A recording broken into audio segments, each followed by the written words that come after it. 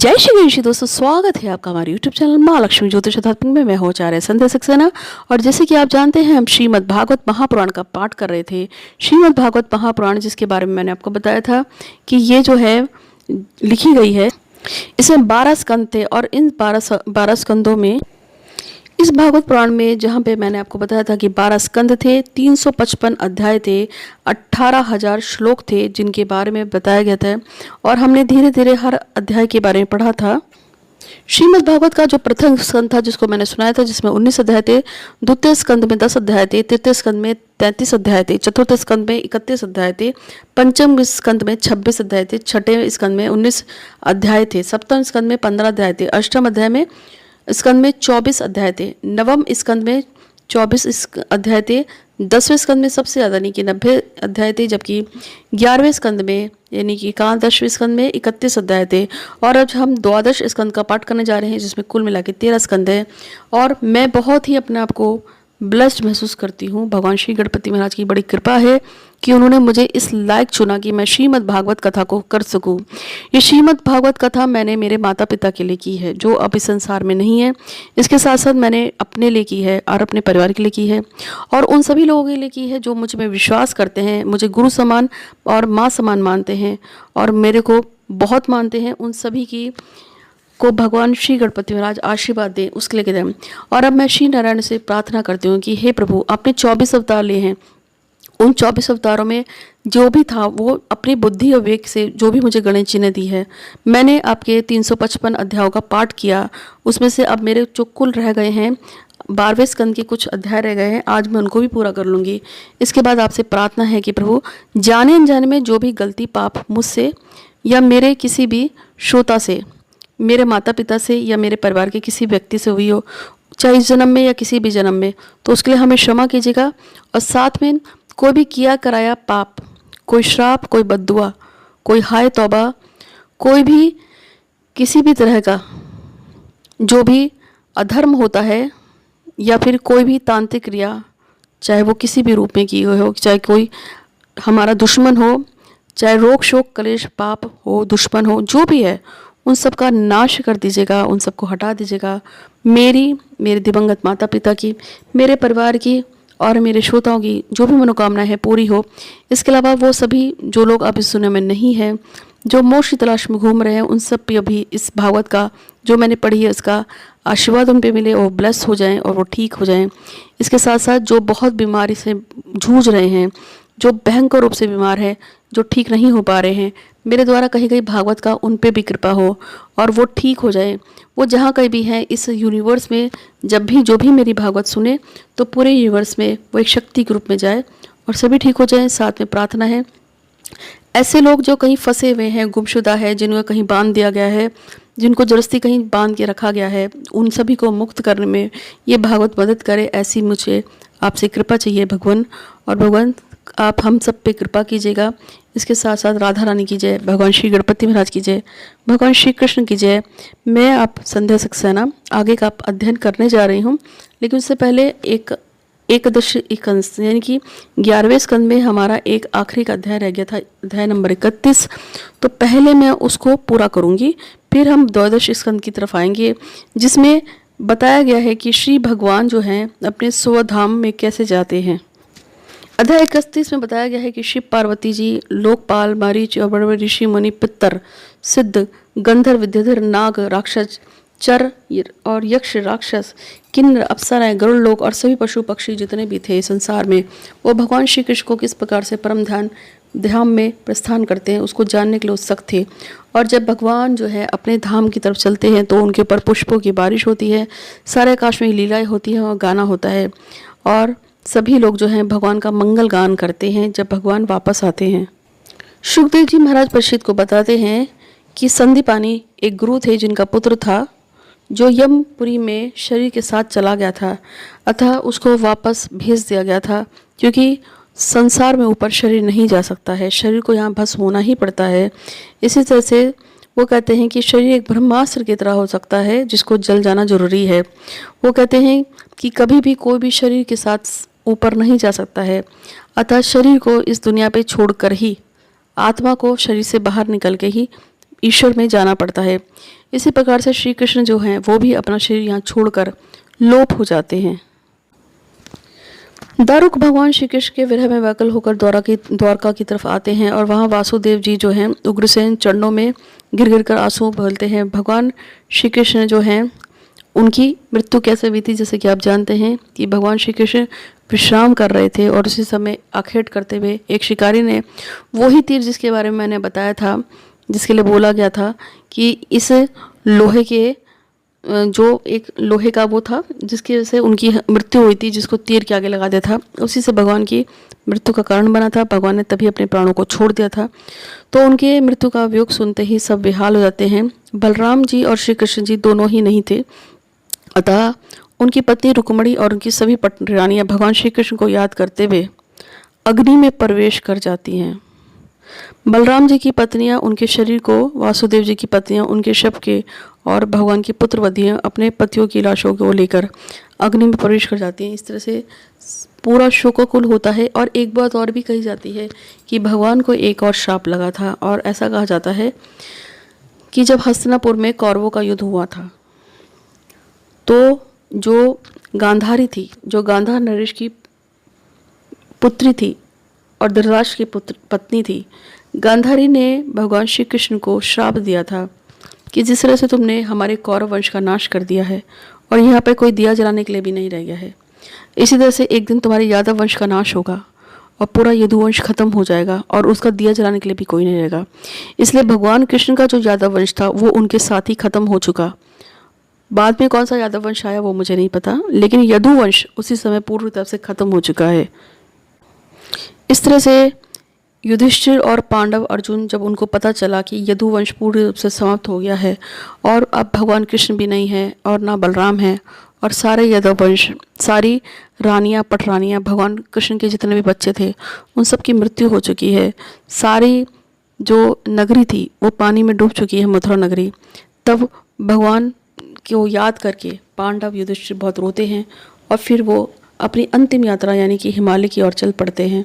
और इस तरह से देवताओं ने आराध्य थे भगवान श्री कृष्ण की जन्म लीला, कर्म लीला को साकीर्तन सुना और श्रीमद् भागवत पुराण की जो 24 अवतार हैं उसका ये अवतार भी पूरा हो जाता है। अब हम स्कंद 12 के ऊपर आते हैं जिसका अध्याय नंबर 1 है, जिसमें कलयुग के राजवंशों का वर्णन किया गया है। कलयुग आ चुका है जो राजा परीक्षित के समय भी था, उसमें कौन से राजा हुए थे इस नवे में, जैसे हमने जाना था जरासंध के बारे में जाना था, जो उसके पुत्र होते हैं आने वाले समय में, वही सारे जो हैं आगे कलयुग में आते हैं। महानंदी जो है नंदी का शुद्रा पत्नी गर्भ से नंद नामक पुत्र होता है जो बहुत ही बलवान था, जिसका नाम महापद्म होता है और उसे दूसरा परशुराम ही समझे। उसके 8 पुत्र होते हैं और उसी में आगे होते हैं कौटिल्य, वात्स्यायन, चाणक्य के नाम से प्रसिद्ध होते हैं ये ब्राह्मण, जिनको आप भी जानते हैं। कलयुग में मौर्य वंश के जो नरपति पृथ्वी पर राज करेंगे ये सभी वही हैं। इस तरह से परीक्षित की जो को वो बताते हैं कि आने वाले कलयुग में जो मौर्य वंशी नरपति थे उन्होंने पृथ्वी पर राज किया, जिसमें चंद्रगुप्त मौर्य राजा के रूप में है। चंद्रगुप्त मौर्य का पुत्र था वारिसार के बाद था अशोकवर्धन से सुयश हुआ, सुयश से संगत हुआ, संगत से शालिशुक हुआ, शालिशुक से सोम शर्मा हुआ, सोमशर से शतधन्वा हुआ और शतधन्वा से बृहदस्थ हुआ। अरस्ते से मौर्य वंश के 10 नरपति कलयुग में 137 वर्ष तक पृथ्वी पर राज करते हैं। अंत में उनका सेनापति जो पुष्यमित्र शुंग था वो उनको अपने स्वामी को मारकर राजगद्दी पे बैठा और उससे एक नया पुष्यमित्र से अग्निमित्र, अग्निमित्र से सुज्येष्ठा बना, फिर सुज्येष्ठा से वसुमित्र, वसुमित्र से भद्रक, भद्रक से पुलिंद, पुलिंद से घोष, घोष से का पुत्र वज्रमित्र, वज्रमित्र से भागवत, भागवत से का पुत्र देवभूमि। शुंग वंश में जिस तरह से 10 नरपति हुए जिन्होंने 112 वर्षों तक पृथ्वी का पालन किया। और फिर शुंग वंशी नरपतियों के राज्य का काल समाप्त होने के बाद कर्णवंशी नरपतियों के हाथ चली गई और इस तरह से आगे ये बढ़ता ही चला गया। कलयुग के बारे में बताया जाता है कि यहाँ पर जो मानव होते हैं वो छोटी छोटी बातों को लेकर बहुत ही क्रोधित हो जाएंगे, आग बबूला हो जाएंगे। दुष्ट लोग स्त्री, बच्चों, गायों ब्राह्मणों की हत्या करेंगे, दूसरे की स्त्री धन को हत्या लेंगे, सर्वदा दूसरे की स्त्री और धन में उत्सुक रहेंगे, ना तो इन्हें बढ़ते देर लगेगी ना ही इन्हें घटते देर लगेगी। ये शर्म में रुष्ट हो जाएंगे और तृष्ट रहेंगे और इनकी शक्ति और आयु थोड़ी रहेगी, यानी कि कलयुग में आयु भी कम हो जाएगी, शक्ति भी कम हो जाएगी। इनमें परंपरागत संस्कार नहीं होंगे और ये रजोगुण तमोगुण में अंधे हो जाएंगे। इस तरह से कलयुग में सब कुछ नष्ट हो जाएगा, राजा प्रजा का शोषण करेगी और सब कुछ खराब हो जाएगा। अध्याय 2 में बताया गया है कि कलयुग में किस तरह से धर्म का नाश हो जाएगा। कलयुग में धर्म नहीं होगा। धर्म का अर्थ होता है धर्म, सत्य, पवित्रता, क्षमा, दया, आयु, बल, स्मरण शक्ति, इन सभी का लोप हो जाएगा, ये सब खत्म हो जाएंगे और छल कपट होगा। स्त्री को वासना की दृष्टि से देखा जाएगा और एक दूसरे को मारेंगे, पीटेंगे, गाली देना और जो असाधुता का दोषी होने की वजह से गरीबी होगी और पाखंड होगा, विधि विधान के संस्कार नहीं होंगे। ये सारे कलयुग के हैं। शूद्र होंगे, वैश्य, क्षत्रिय, ब्राह्मण, इनका कोई नियम ही नहीं होगा। शूद्रों का राजा भी राजा बन जाएगा, यानी जो शूद्रों में बलि होगा वो भी राजा बन जाएगा। और ये पूरा जो होगा एक दूसरे की पत्नियों को छीनेंगे, जंगलों में आग लगा देंगे, इस तरह से। अब बताते हैं कि अध्याय नंबर 3 में राज्य, युग, धर्म, कलयुग के दोषों से बचने के लिए जो उपाय किया जाता है उसको संकीर्तन बोलते हैं। जो भी हरि भजन करेगा, हरि कीर्तन करते रहेगा, जो भी पूरे दिन भगवान का नाम का स्मरण करेगा, उसको जो है राज्य, युग, धर्म और कलयुग के जो दोष हैं वो उनसे बचा रहेगा। आगे सुखदेव जी महाराज कहते हैं कि सुनो पश्चित, सतयुग में 4 प्रकार के धर्म के चरण थे, जिसमें सत्य, दया, ताप और दान थे। उस समय लोग पूरी निष्ठा के साथ अपने धर्म का पालन करते थे और धर्म में स्वयं भगवान का स्वरूप होता था। लोग संतोषी और दयालु हुआ करते थे और उनकी इंद्रियों पे संयम रहा जाता था। उसी तरह से जब कलयुग आया तो धर्म के समान अधर्म के भी 4 स्वरूप हो गए, जिसमें असत्य हो गई, हिंसा हो गई, असंतोष हो गया और कलह हो गई। और सभी लोगों में असंतोष, असत्य, कलह और हिंसा बढ़ती ही चली गई। कर्मकांड, तपस्या सब खत्म हो गया। लालसा, तृष्णा, एक दूसरे से झूठ बोलना, लोभ, असंतोष, अभिमान, दंभ, मत्सर, इन सब दोषों से हो गए। तंत्र, निंदा, झूठ, कपट, हिंसा, विषाद, शोक, मोह, भय, इनसे ये सब बन गए। और द्वापर युग जिस समय था तो उसमें झूठ कपट भी था, हिंसा भी थी, शोक मोह भी था। लेकिन इसके विपरीत कलयुग जो है उसमें पाखंडी भर गए और पाखंडी लोगों से भरा रह गया। अध्याय 4 में एक पहले का अध्याय लिया गया है, जिसमें हिरण्यकश्यप के अत्याचार और प्रहलादों के गुण के वर्णन किया गया है। ये अध्याय हम पहले भी बता चुके हैं पुराने उसमें, जिसमें आप जानते हैं कि हिरण्यकश्यप ने किस तरह से सभी पे अत्याचार किया। वह अपने आप को स्वयं भगवान मानता था और सभी से कहता था कि मेरी पूजा करो, पाठ करो। और जो प्रहलाद था, जिनको जो हिरण्यकश्यप जो थे, चूँकि उन्होंने एक बहुत बड़ा तपस्या की थी भगवान ब्रह्मा की, इसलिए उस समय प्रहलाद जो था अपनी माता के गर्भ में था, उसको ही रक्षा करने के लिए इंद्र से, क्योंकि इंद्र जो है प्रहलाद की माँ तो थी, उसको मारना चाहते थे, तो इसीलिए उसको बचाने के लिए उन्होंने उसकी जो माँ को नारद जी ने अपने आश्रम में रखा, जहाँ पर वो नारायण का पाठ सीख गए अपनी माँ के गर्भ में ही प्रहलाद। और बड़े होने पर उन्होंने भगवान नारायण का ही नाम लेना शुरू कर दिया। इस तरह से हिरण्यकश्यप के अत्याचारों पे भगवान का नाम लेना प्रहलाद के गुणों में आगे आ गया। इसी तरह से एक कथा में जिसमें भगवान के पार्षद थे, जय विजय थे, सनकादिक ऋषियों के शाप से सारी की सारी भागवती बन गई, क्योंकि उन्होंने ही हिरण्यकश्यप का रूप लिया, उन्होंने ही रावण और कुंभकर्ण का रूप लिया, उन्होंने ही शिशुपाल का रूप लिया।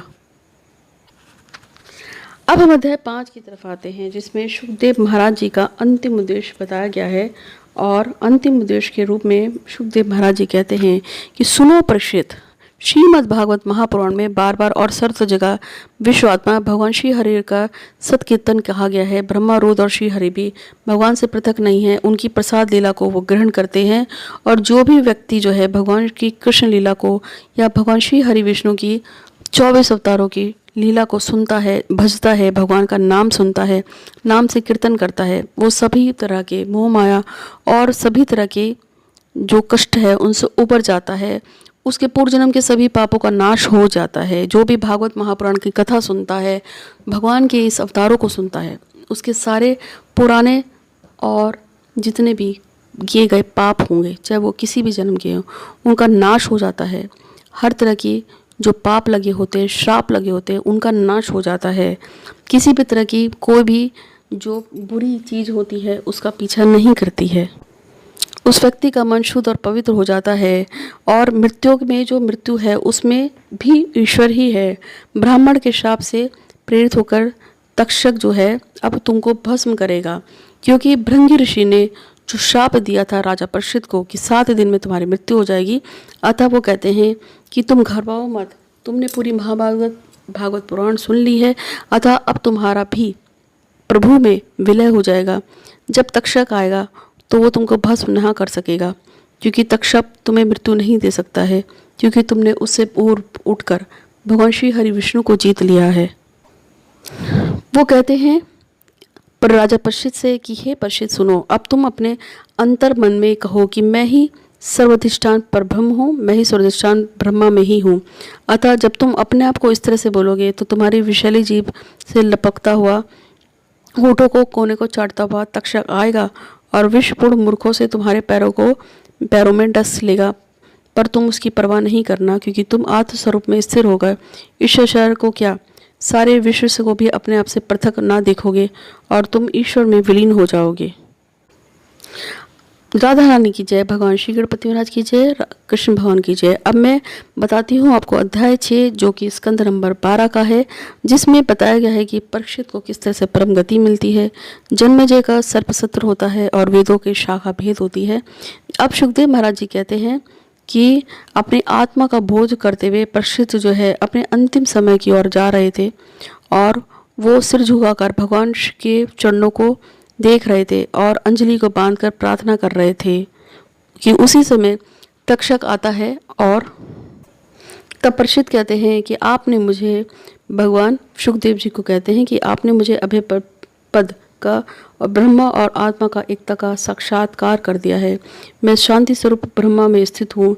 अगर तक्षक आ भी गया तो वो मुझे जो मृत्यु देता है उसके दल के दल मृत्यु का मुझे अभय नहीं है। मैं अभय से भरा हुआ हूँ और अब मुझे ज्ञान है। मेरी वाणी को बंद करके मैं मौन हो जाऊँगा, सभी कामनाओं सभी संस्कारों को छोड़ दूंगा और परम पिता परमेश्वर परमात्मा में मैं विलीन हो जाऊँगा। ऐसे वो इस तरह से कहते हैं।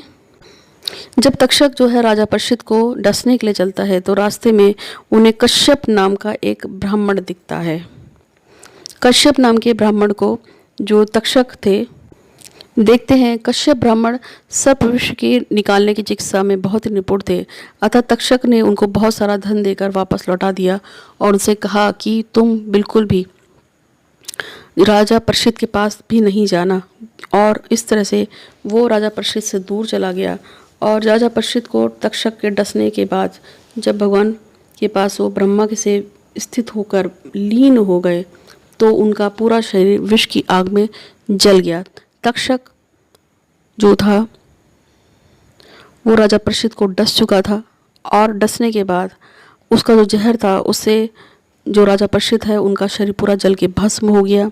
सभी दिशाओं में हाय हाय हो गई। देवता असुर मानव सभी परीक्षित की परम गति को देखकर विस्मित हो गए, लेकिन गंधर्व और अप्सराएं गाना गाने लगी और जो तक्षक का शरीर था वो विष में जलकर वहीं भस्म हो गया, लेकिन जो परीक्षित का शरीर था वो विष में जलकर वहीं पे भस्म हो गया, लेकिन जो उसकी आत्मा थी वो भगवान श्री हरि विष्णु में विलीन हो गई।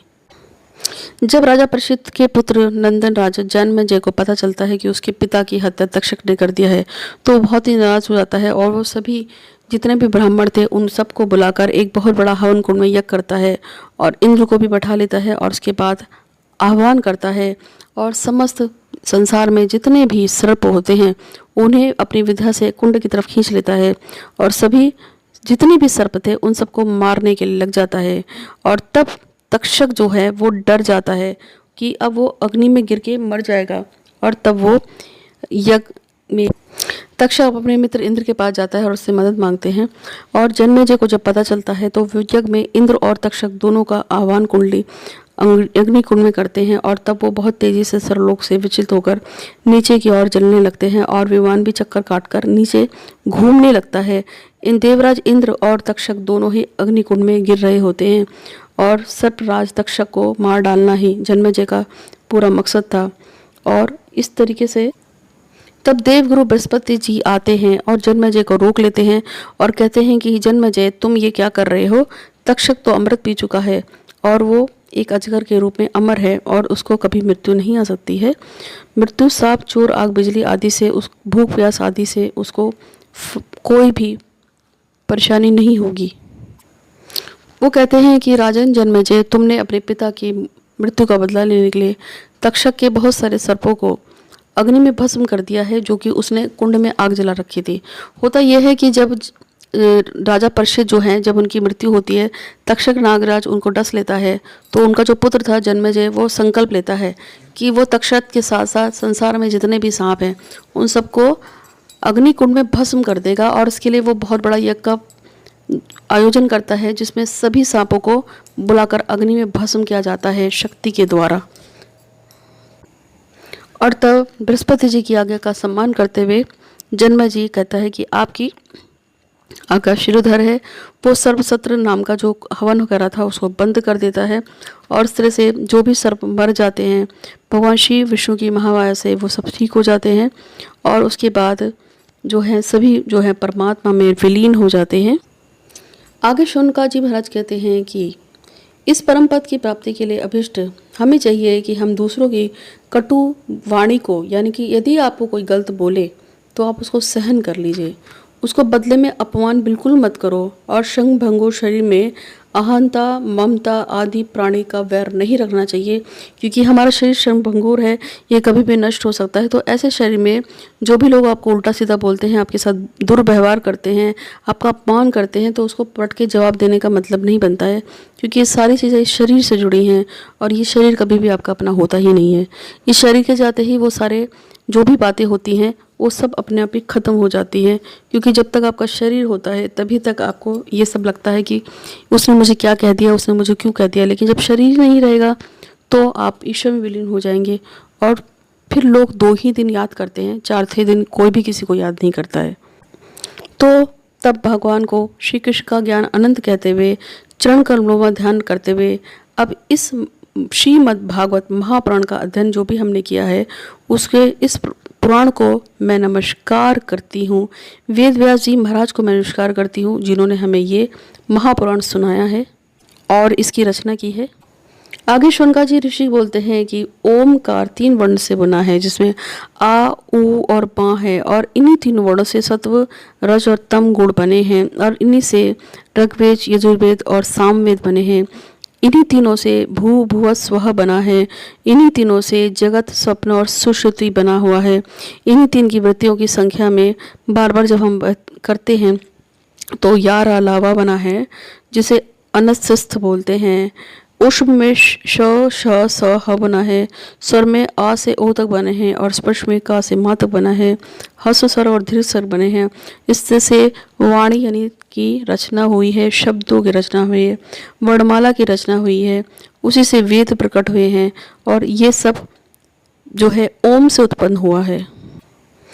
अब हम श्रीमद् भागवत के अध्याय 7 जो है स्कंद नंबर 12 का उसका पाठ करेंगे, जिसमें अथर्ववेद की बहुत सारी शाखाएं और पुराणों के लक्षण के बारे में बताया गया है। अथर्ववेद क्या था, क्योंकि पहले तो आप जानते हैं कि 3 वेदों के बारे में बताया गया था। अथर्ववेद के क्या था, सुमंतु मुनि थे जिन्होंने लिखा था और अपनी संहिता को अपने प्रिय शिष्य कबंध को पढ़ाया था। कबंध ने संहिता के 2 भाग बनाए थे, जिसमें पाथ्य और वेद दर्श का अध्ययन किया था।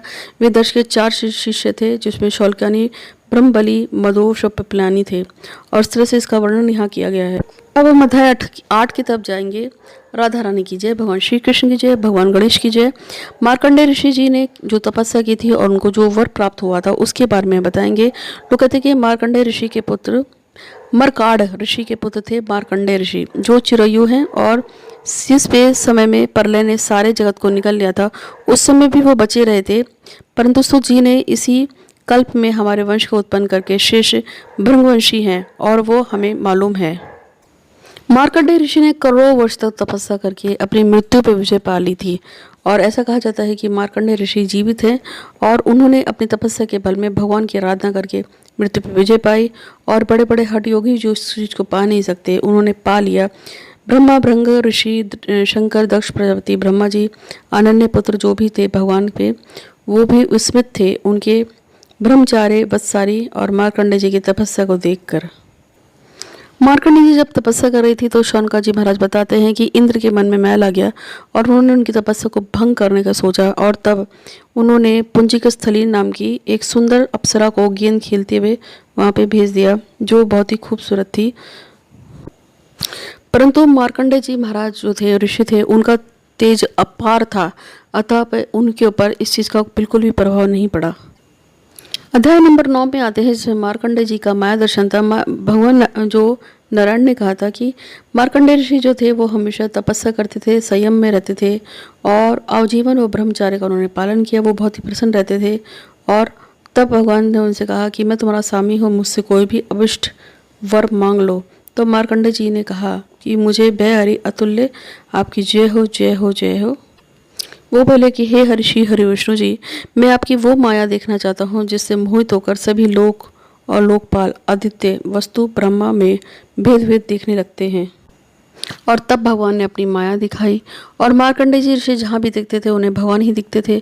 उन्हें खाने में, पीने में, वायु में, हवा में, पृथ्वी में, जल में, हर जगह, चंद्रमा में, सब कुछ जगह पे भगवान के ही दर्शन होते थे, क्योंकि सब जगह भगवान ही तो है। उनकी माया के दर्शन करने लगे। अब हम अध्याय 10 की तरफ चलते हैं, जिसमें मार्कंडेय जी को भगवान शिव शंभु ने वरदान दिया था। एक बार भगवान शंकर और पार्वती जी जो हैं आसमान के रास्ते जा रहे थे और तब उन्होंने मार्कंडेय ऋषि को देखा। और मार्कंडेय ऋषि जो है हर तरह के जो लालच से दूर थे और उनको किसी भी तरह का लालच नहीं कर पाते थे, और वो भगवान की माया में ही डूबे रहते थे। तब माता पार्वती को उन पर बड़ा दया आई और तब भगवान ने उनसे कहा कि हे मार्कंडेय ऋषि, तुम मांगो, तुम जो भी मांगना चाहते हो। तो भगवान की बात सुनकर मार्कंडेय ऋषि ने कहा, तब मार्कंडेय ऋषि ने भगवान से जो वर मांगा वो ये था कि वो हमेशा जो है जो भगवान है उनकी लीलाओं में व्यस्त रहे, उन्हीं का ध्यान रहे, और वो भूत प्रेत भविष्य वर्तमान सभी को विशेष ज्ञाता बन जाए, वैराग्य से युक्त रहें और वो हमेशा इसी चरणों में लगे रहें। इस तरह से माता पार्वती ने, भगवान शंकर ने मार्कंडेय जी को वरदान दिया और वो जो है लंबे समय तक, कई सृष्टियों के कल्पों तक वो जो है माया से दूर रहकर और भगवान श्री हरि विष्णु का ध्यान करते हुए जीवित रहे और उनकी आयु काफ़ी लीन हो गई। वो सिर्फ भगवान का श्रवण करते थे, कीर्तन करते थे। अब हम अध्याय 11 की तरफ जाएंगे, जिसमें भगवान के अंग है, उपांग है, आयुधों का रहस्य है और विभिन्न सूर्य गणों का वर्णन किया गया है। इसके बारे में मैंने आपको पहले भी बताया है कि प्रजापति की किस तरीके से भगवान की भुजाएं बनी है, चंद्रमा भगवान का मन है, यमराज भगवान की बोहें हैं, ये सब मैं आपको पहले भी बता चुकी हूँ। अब हम अध्याय 12 की तरफ आते हैं, जिसमें श्रीमद् भागवत की संक्षिप्त विषय सूची है, जिसमें भगवान विष्णु के बारे में बताया है, पुराण के बारे में बताया गया, ब्रह्मा नारद के बारे में बताया, उद्धव जी विदुर के बारे में बताया गया, हिरण्यकश्यप के बारे में है, देवहूति के बारे में, मरीचि, कपिल और भगवान के सभी 24 अवतारों के बारे में बताया गया है। अब हम अध्याय में 13, जो कि द्वादश स्कंद का आखिरी है और हमारे श्रीमद् भागवत का भी आखिरी अध्याय है, जिसमें विभिन्न पुराणों की श्लोक संख्या है और श्रीमद् भागवत की महिमा के बारे में बताया है। कहा जाता है कि ब्राह्मण पुराण में 10,000 श्लोक है, पद्म पुराण में 55,000 श्लोक है, श्री विष्णु पुराण में 23,000 श्लोक है, शिव पुराण में 24,000 श्लोक है, श्रीमद् भागवत में 18,000 श्लोक है, नारद पुराण में 25,000 श्लोक है, मार्कंडेय पुराण में 9,000 श्लोक है, अग्नि पुराण में 15,000 श्लोक है, भविष्य पुराण में 14,500 श्लोक है, ब्रह्मवेद पुराण में 18,000 श्लोक है और इस तरह से लिंग पुराण में 1100 श्लोक है। और ये सारे पुराण इसी तरह से आगे चलते चले जाते हैं। अब मैं अपनी वाणी को यही विश्राम करूंगी। मैं आप सबका बहुत बहुत धन्यवाद देती हूँ कि आपने मेरा साथ दिया और ये सारे जितने भी भागवत पुराण है, जिसके 12 स्कंद थे, 355 अध्याय थे, इनको पढ़ा मेरे साथ, उन सब के लिए आपका धन्यवाद धन्यवाद धन्यवाद। मैं भगवान श्री गणपति महाराज से प्रार्थना करती हूँ कि आपकी, मेरी, मेरे परिवार की रक्षा आजीवन करें और मेरे माता पिता जो स्वर्गवासी हैं उन पे कृपा करें और सभी पे कृपा करें। जो भी मुझे माँ समान मानते हैं, गुरु समान मानते हैं, उन सब पे कृपा करें। मुझ पे, मेरे परिवार पे, मेरे माता पिता, मेरे श्रोता और सभी के हर तरीके से, हर तंत्र मंत्र, जादू टोने, बाधा से, ऊपरी बाधा से, पूर्व जन्म के कर्मों से और सभी से रक्षा करें, रक्षा करें, रक्षा करें। हे भगवान गणपति, हम सभी की मनोकामना पूरी करें। Thank you so much.